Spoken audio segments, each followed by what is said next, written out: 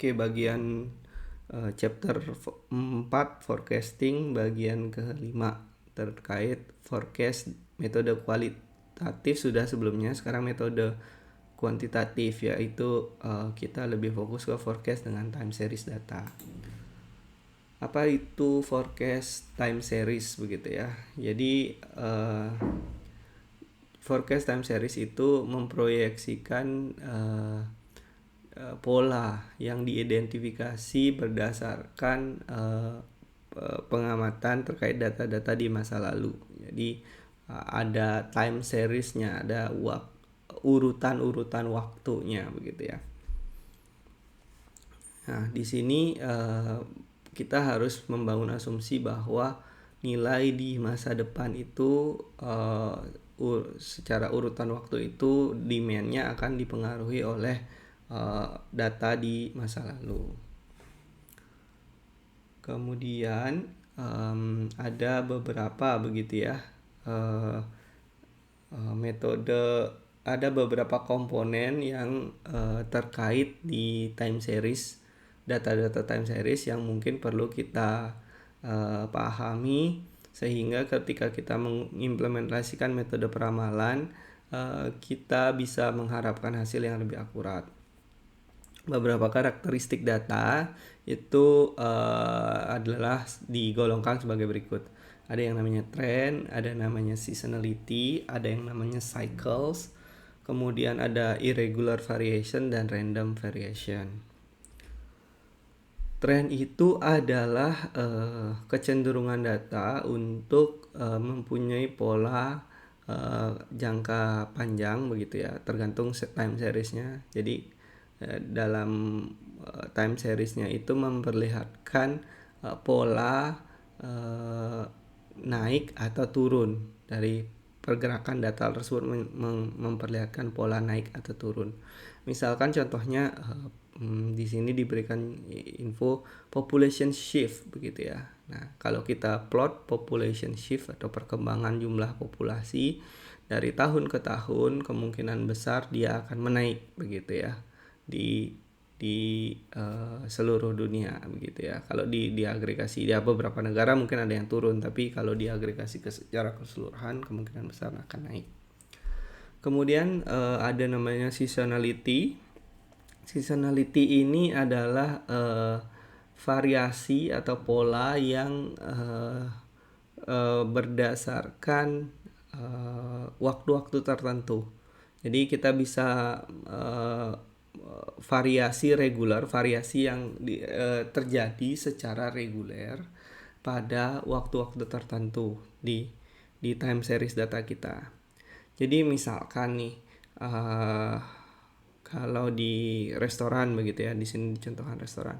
Restoran itu yang dine in biasanya dia akan punya seasonality. Kalau kita plot demand-nya harian begitu ya, 1 hari, 2 hari, 3 hari. Jadi setiap akhir minggu, weekend biasanya yang dine in itu akan punya seasonality, dia naik jumlah demand-nya. Kemudian baru weekdays ya turun lagi rata-rata. Nah, itu salah satu contoh seasonality. Kemudian berikutnya ada juga yang disebut cycle. Cycle itu polanya adalah variasinya dia punya pattern yang berulang. Jadi kalau misalkan contohnya jumlah pengunjung, jumlah pariwisata gitu ya, pengunjung wisata ya pada musim-musim ramai dia akan naik, kemudian kalau dalam musim-musim low season dia akan turun, kemudian peak season naik lagi, kemudian turun lagi. Jadi begitu terus berulang selama setahun begitu ya. Nah, kecuali ada event-event yang tertentu, misalkan event ya contohnya kemarin tahun lalu 2020 ada COVID ya, sama sekali jumlah wisatawannya sangat turun begitu ya. Jadi event-event tertentu ini disebut juga dengan irregular variation atau unusual circumstances yang tidak yang bisa jadi mengacaukan behavior dari sistem yang tadi ya, trennya berubah, kemudian cycle-nya hilang gitu ya, seasonality-nya juga nggak ada. Nah ini ya disebut irregular variation.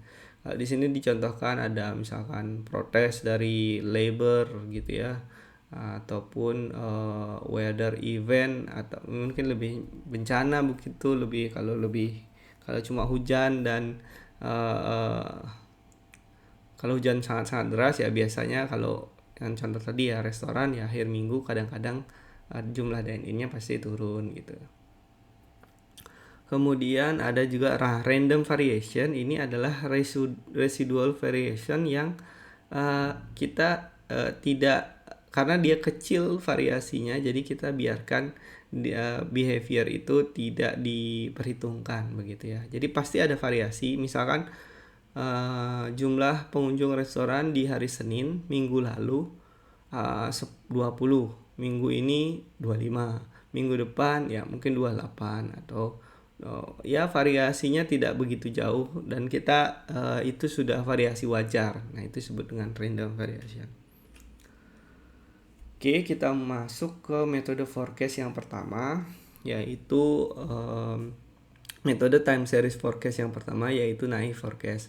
Naive forecast ini dia menggunakan metode yang sangat-sangat sederhana, yaitu berasumsi bahwa permintaan di periode saat ini akan sama dengan periode yang sebelumnya. Jadi ya gampang, sama dengan periode sebelumnya. Misalkan kalau kita pakai peramalannya untuk demand jumlah tamu di restoran, ya hari ini ya kita asumsikan saja sama dengan kemarin gitu ya.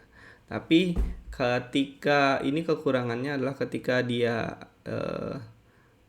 cocoknya digunakan untuk permintaan yang relatif stabil, ataupun yang punya seasonal variation. Jadi musim ini musim high season sekarang kita samakan dengan high season sebelumnya ya, itu bisa.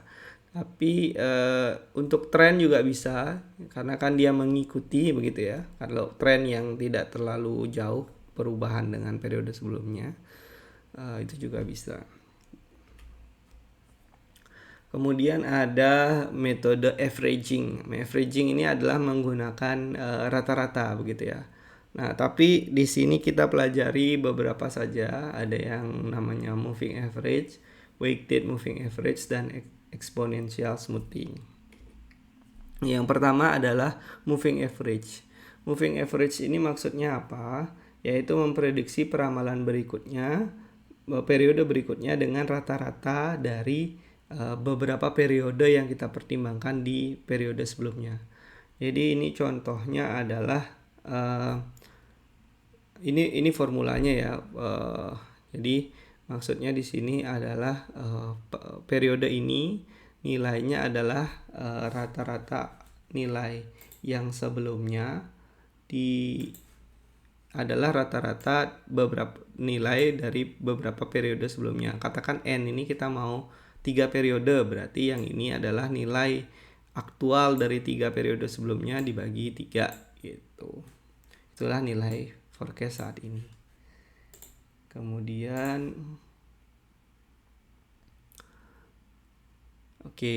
nah ini keuntungannya adalah dia tidak begitu sulit dan data yang digunakan itu sedikit. Nah, tapi jadi sekarang trade off-nya adalah seberapa besar nih jumlah periode di masa lalu yang akan kita gunakan, kan gitu. Nah, menentukan itu ada 2 pertimbangan. Kalau kita pakai sedikit data, jadi N-nya kecil, dia akan lebih responsif terhadap perubahan. Jadi kalau dalam jumlahnya 3 periode terakhir, kalau misalkan dia ada perubahan besar di periode yang baru gitu ya, dia cepat mengantisipasinya. Nah, tapi cepat mengantisipasi ini belum tentu baik gitu ya. Kadang-kadang kan hanya ada sesuatu dan lain hal, demand-nya tiba-tiba tinggi tapi habis itu turun lagi gitu. Jadi kadang-kadang juga tidak bagus terlalu responsif. Tapi kalau kita terlalu pakai banyak jumlah n-nya misalkan 100 gitu ya. Nah, dia jadi sangat-sangat tidak responsif terhadap perubahan gitu.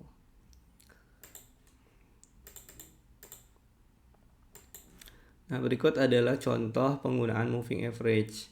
Di sini kita pakai jumlah n-nya adalah jumlah moving average-nya 3 gitu ya. Jadi kita berapakah peramalan di periode ke-6 di sini ya. Nah, di sini mereka pakai jumlah 3 period moving average. Maka kita akan mengambil rata-rata dari 3 yang periode sebelumnya. Dan kita akan mendapatkan ini.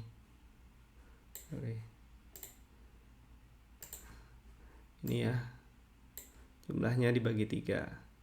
Nah, kemudian kalau periode ke-7 bagaimana?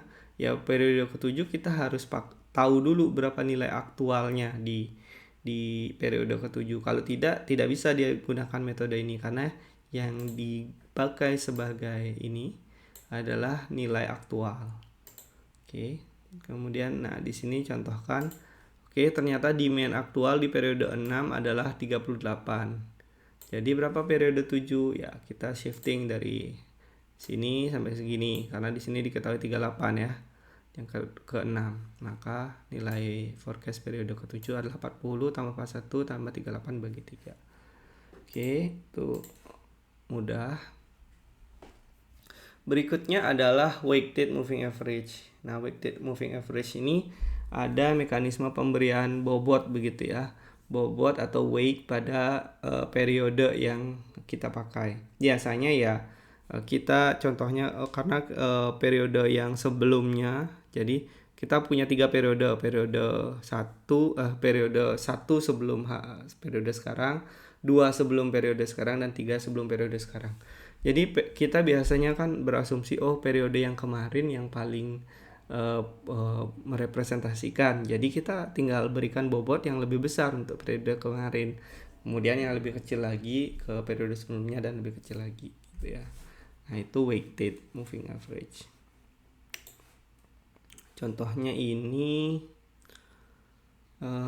gunakan metode moving average untuk menggunakan weight 0,4 untuk yang most recent, jadi yang paling terbaru, next most recent, dan 0,2 dan 0,1. Jadi ada 4 moving average nih ya. Kemudian jadi kita pakai misalkan untuk periode ke-6 kita pakai ini. Kemudian kita akan memberikan weight begitu ya. Untuk di sini ada weight-nya. Untuk periode ke-6 itu dia di sini yang most recent itu 0,4. Kemudian yang di sini ada 0,3.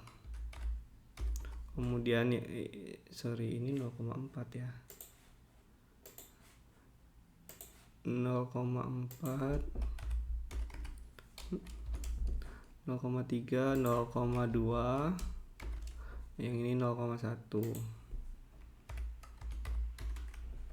Nah, jadi kita akan mengalihkan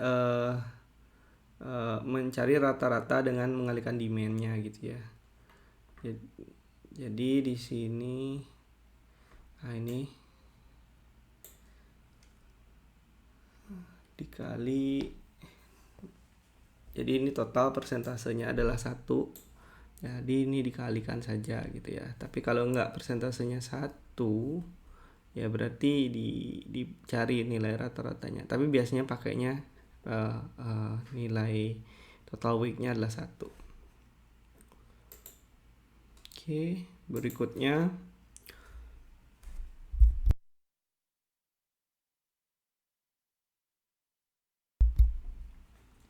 exponential smoothing itu menggunakan teknik yang agak berbeda, yaitu peramalan yang saat ini menggunakan juga selisih ditambah. Ini mirip dengan naif, tapi dia agak berbeda ya, karena dia menggunakan peramalan sebelumnya ditambah selisih dengan antara nilai aktual dan nilai peramalan sebelumnya dikalikan konstan alfa gitu ya, smoothing konstan. Nah, kita lihat contohnya. Misalkan kita pakai alfanya 0,1. Kemudian ya peramalan sebelumnya dianggapnya segini, nilai aktualnya segini. Jadi selisihnya ini 2 dikali 0,1 ditambah nilai peramalan sebelumnya. Nah, ini dia dapatkan sini. Gitu. Kemudian ya begitu seterusnya. Jadi kita hanya pakai satu periode sebelumnya, tapi kita pakai nilai aktual, selisih antara aktual dan peramalannya gitu. Kemudian ada juga linear trend, yaitu menggunakan formula mencari trend line. Jadi kita akan menggunakan menghitung dulu ini konstan nilai dari A dan nilai dari B, dan kita akan menghitung berdasarkan variabel waktunya yaitu T gitu ya. Nah, jadi rumus A dan B itu adalah seperti ini. Ini untuk B-nya, ini untuk A-nya. Nah, kalau ini seperti kita membuat persamaan garis begitu ya. Jadi kita akan dapat nilai A dan nilai B-nya seperti ini. Jadi nanti nilai Y itu adalah nilai yang diramalkan begitu ya. Kemudian ada juga trend adjusted exponential smoothing. Ini bisa dilihat contohnya nanti di buku. Saya tidak terlalu bahas dengan detail, tapi intinya kita menggunakan penambahan nilai tren, estimasi tren begitu ya. Itu yang ini T. Formulanya seperti apa? Formulanya itu begini. Ya, jadi nilai T itu cara perhitungannya seperti ini. Kemudian nilai S itu urutannya seperti ini. Oke, berikutnya ada juga beberapa teknik yang kita harus memperhitungkan seasonality. Jadi seasonality itu kan adanya misalkan penambahan atau pengurangan demand di season-season tertentu gitu ya. Nah, ini juga saya tidak jelaskan dengan detail, tapi pada intinya kita bisa menambahkan dari apa yang kita sudah ramalkan, atau kita bisa kalikan. Jadi kan ada trennya kalau pada musim-musim tertentu jumlahnya adalah sekian kalinya atau bertambahnya 5 kalinya. Nah, itu dikalikan. Kalau ini ditambah itu berarti biasanya nambah lagi sekian persen gitu. Kemudian seasonal, ini juga saya tidak jelaskan detail dulu. Oke, nah berikutnya ini simple linear regression. Ini sebenarnya mirip dengan linear trend, tapi yang digunakan sebagai faktor untuk memprediksi itu bisa jadi bukan satuan waktunya, tapi bisa jadi variabel lain yang sekiranya berhubungan dengan variabel tersebut. Nah, jadi rumusnya sama ya, pakai A, cuman yang jadi prediktor ini si X ini ya. Ini bisa jadi adalah nilai prediktor lainnya. Misalkan harga rumah gitu ya, harga suatu rumah. Nah, prediktornya tidak harus prediktor waktu, misalkan tahun 2010 sekian harganya, 2011 sekian harganya, itu masuknya linear trend. Tapi kalau kita pakainya misalkan harga rumah itu kita ada korelasi nih dengan luas tanahnya, maka prediktornya ini kita pakai nilai luas tanahnya, maka kita bisa prediksi berapa harga rumahnya gitu. Tapi rumusnya kurang lebih sama ya untuk mencari nilai A dan B nya.